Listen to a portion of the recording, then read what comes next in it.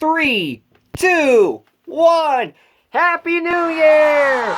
Well, almost, but imagine. I mean, because we know how we've been done with this stank, crazy, icky year of 2020 because of the coronavirus and everyone losing money, unemployment jobs. Because we know how we've been sick but we're glad we survived it, right? Because there might be a vaccine coming, or we don't know. Alright?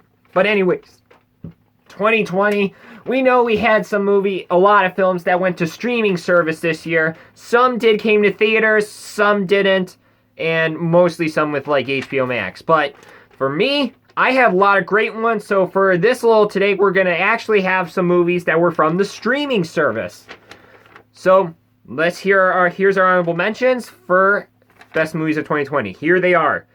Hubie Halloween, Bill and Ted Face the Music, The True Adventures of Wolfboy, Greyhound, Let Him Go, The King of Staten Island, Greenland, Shirley, The Broken Hearts Gallery, Happiest Season, The Croods A New Age, The Prom, His House, Love and Monsters, and The New Mutants.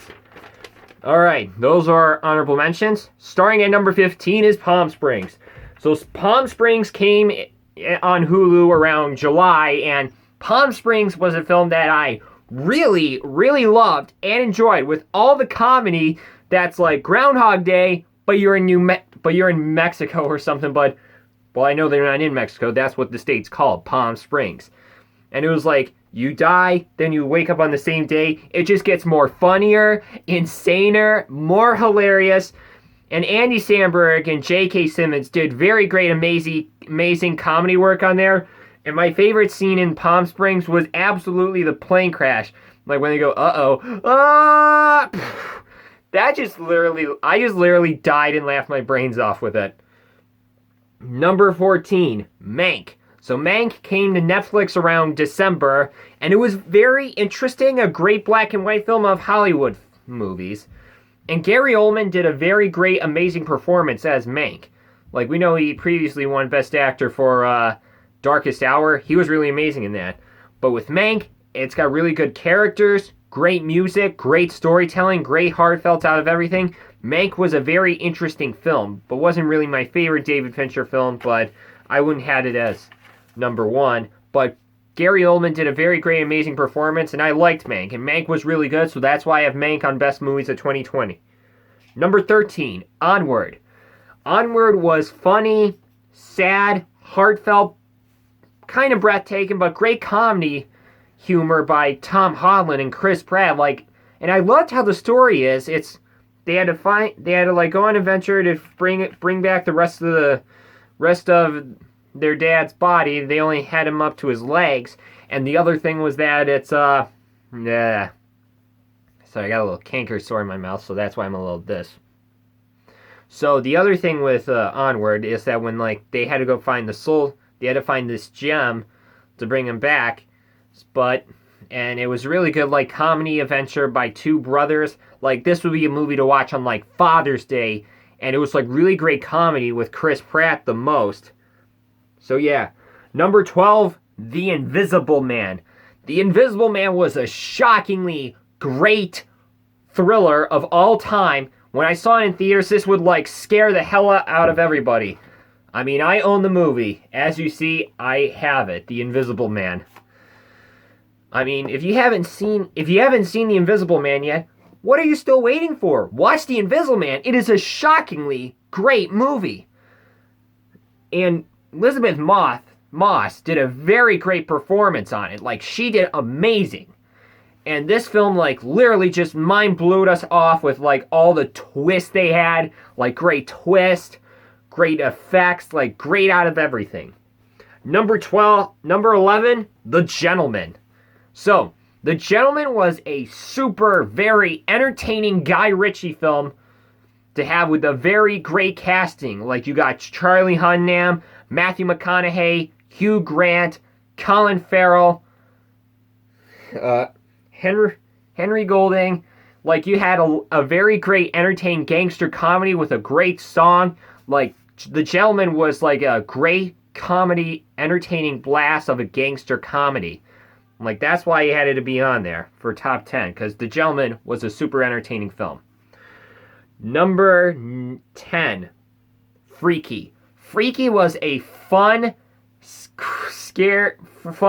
bloody horror film that was a great body swap of Vince Vaughn as of the Butcher, but had to swap bodies with a girl named Millie, and the only best thing they had was more with this. Hill, brisk, feel high, feel or glory, man or might. And also there was like this one kiss scene that's like with Millie as the Butcher, the body swap, and it just laughed my brains out. Like, I literally laughed my brains out because this movie's funny, gory, bloody, great time to watch in theaters.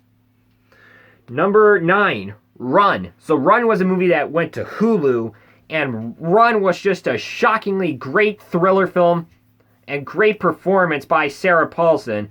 Like, this movie was with a mother trying to take care of her daughter, but until the daughter found out this of a twist, that she was been trying to get her sick a lot. Like, that's how the whole twisting had, and then I just got, like, blown away by that film. And Run went straight to Hulu, and I was like, this movie was so literally good to watch. And Run just, like, literally had it all. Like, great performance by Sarah Paulson, like, great screenplay, great directing. You had all of it. Number 8, Da 5 Bloods. Da 5 Bloods was a Vietnam War film which 4 friends go to Vietnam, find gold, and then remember about their friend, which their friend, there was a memory friend in the past, and guess who it was? The spectacular, amazing, the King, Chadwick Boseman. Which Chadwick Boseman did so good in this movie. Delroy Lindo did amazing with performance on this movie. And Da 5 Bloods literally blew us off because it was mind-blowing, epic, powerful, sad, breathtaking, heartfelt. Like, this movie literally had them all. Alright? Number 7, Another Round. So Another Round, I didn't review this film yet, but this was four high school teachers, but this movie's in Dutch subtitle, and they drink alcohol, and this is like their social abilities with their lives and stuff. But this movie will give you the lesson of not to drink alcohol and get more smarter. Alright? And the best thing about Another Round was with the ending of the dancing and stuff. Like that, and this will also tell you about with life. So, Another Round was just a shockingly great movie. I'm probably not going to review it again, but I had it as top 15 best movies of 2020. Number 6 is Wolfwalkers. So Wolfwalkers was really just epic and great animation. Like, the first act was good, but the second act got sad. Even more epic and sadder. It just got more amazing. Like, this whole animation just blew me away. And I love the song Running with the Wolves, because I do listen to that on Spotify, and it was such a great song. And you got good characters, good directing, good color, great stories. You got great out of them all, and this film just blew it off. But the third act in Wolfwalkers was just literally amazing out of every single level.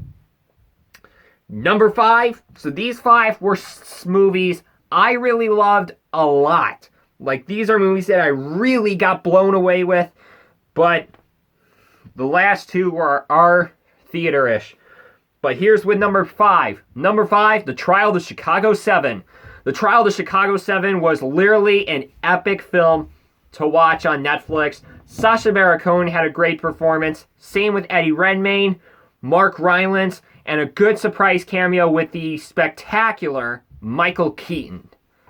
And great. This whole movie was like mostly filmed at the courthouse, and it was just great without a good comedy humor, good like riot scenes, like everything. That movie just had everything that it had for a movie to watch. The Trial of Chicago 7.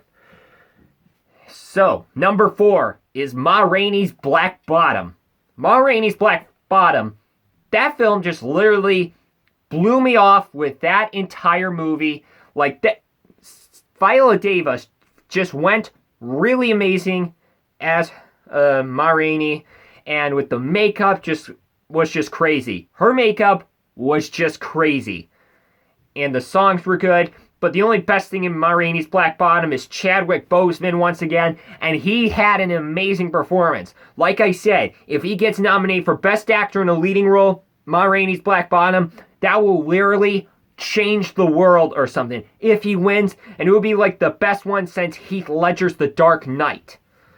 Alright, number 3, Soul. Soul was a great Pixar movie that was just so amazing with great animation effects that just like blew me away, and I got so trippy with it, but it's in a good way. Like, think of other films that will get you a little bit tripping would be probably Christopher Nolan's Inception. But with Soul, that film just blew me off, and great performance with Jamie Foxx, Tina Fey. You got good characters, good animation, another great Disney Pixar film. I can't remember any Disney Pixar film that's bad. Probably Cars 2, but Cars 2 is good, but not great.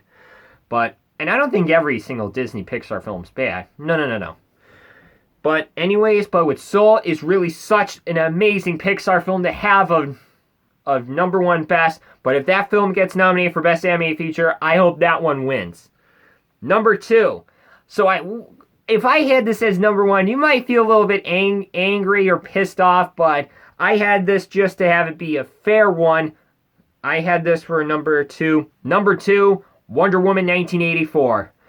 Wonder Woman 1984 was a great sequel to make a lot of money at the box office, but another blockbuster film, but I would say it could be on the same level with the first Wonder Woman. It did have lots of good action, because some people say it didn't have enough, but it had a great love story with Steve Trevor and Diana Prince.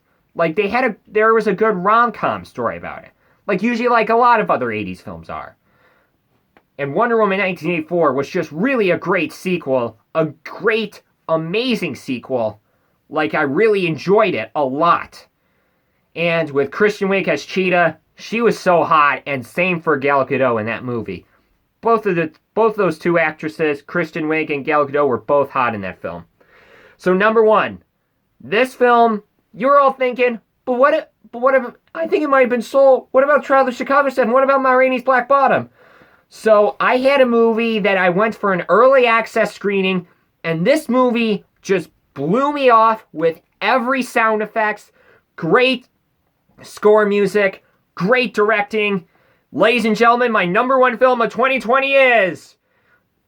Drum roll, please. Well, wait, no drum roll, duh. Christopher Nolan's Tenet. Tenet's my number 1 film of 2020.